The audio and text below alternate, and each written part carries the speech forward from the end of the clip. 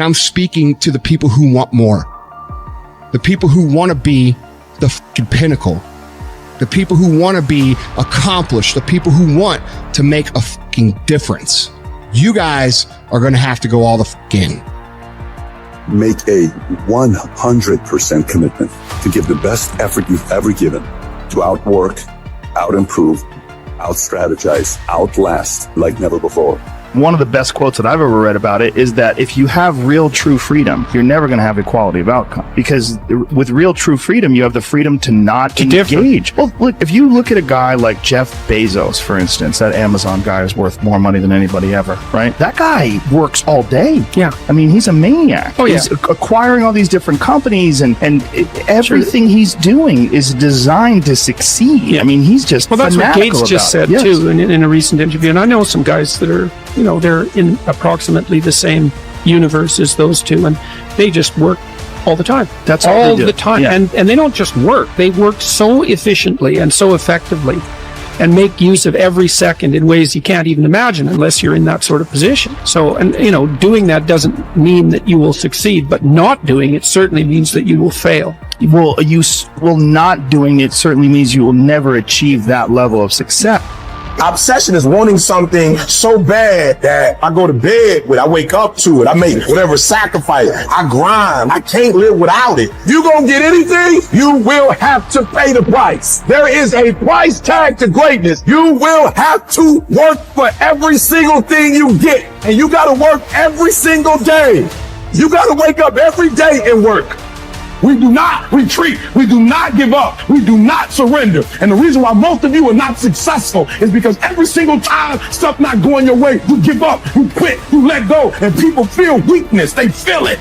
You can feel when somebody's not committed, when they're not all in, when they're not dedicated. And there's another level you get to when you go all in. Look at your belief system every single day and stick with it. Don't rush the process. Trust the process. Don't rush the process. Trust the process.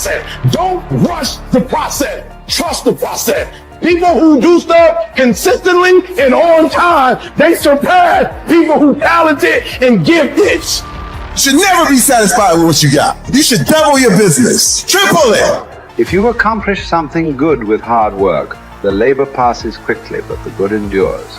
If you do something shameful in pursuit of pleasure, the pleasure passes quickly, but the shame endures. So as you begin to look toward making this your decade, as you begin to look toward making your life different, as you begin to look at yourself, you've got to redefine yourself. Who are you right now? And who must you become in order to create what you want? What has to change about you? What is it that you're doing right now that would be a liability for you? As you begin to look toward the future and take inventory of yourself, what is it about you right now that you've got to leave this behind because this no longer fits? Looking at where you want to go and the kind of person that you must become, the kind of standards that you have for you. What is it that you must do differently? If you want to keep on getting what you're getting, keep on doing what you're doing. It makes sense unless you change your pattern, unless you change the way you're thinking, unless you change your behavior, you're going to continue to produce the results in your life. See, all of us are winners, but some of us are producing results that we don't want. And so all you have to do is look at your game plan, look at your strategy. How is it that you have been being? What is it that you've been doing to produce this? So you're the director, you're the producer, you're writing the script, you're the star of your life. And as you begin to look at your life, you can decide whether or not it's a smash or whether or not it's a flop. That's in your hands. Look at your life, look at where you want to go. Don't worry about your circumstances. Don't worry about your age. I have a friend who's up in age, over 70, and she wanted to build a multi-million-dollar complex. Her name is Dr. Johnny Coleman. Lenders and bankers say, you can't do that, you're too old. She ignored them. That building now stands, ladies and gentlemen, a multi-million-dollar structure. But there are a lot of people who would have listened to that. There are a lot of people that would not have even gotten to that point. They would have talked themselves out of even going down to the bank to ask for it because they've already said no to themselves. See, it's time now. If you want to make this your decade, you've got to start saying yes to your life. You've got to start saying yes to your dreams, yes to your unfolding future, yes to your potential, as opposed to saying no. See, 87% of our self-talk is negative. So you've got to make a conscious, deliberate, determined effort to say yes to your dreams. Why not? Why not me? Don't spend time like most people going through life complaining. Don't try and get on talk shows and tell everybody how life has done you wrong. Here's what's happening in the audience. 80% don't care, and 50% glad it's you.